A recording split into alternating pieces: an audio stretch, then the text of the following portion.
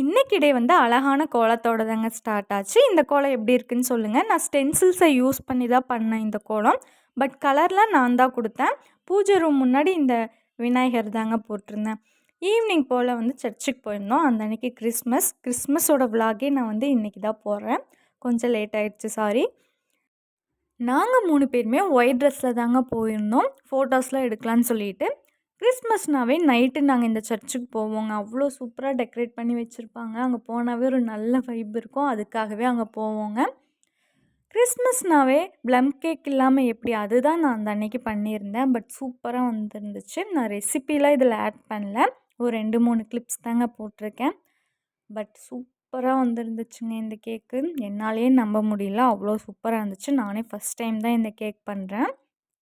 இதோட ரெசிபீஸ் வந்து நான் வேறு வீடியோவில் நான் உங்களுக்காக போடுறேன்.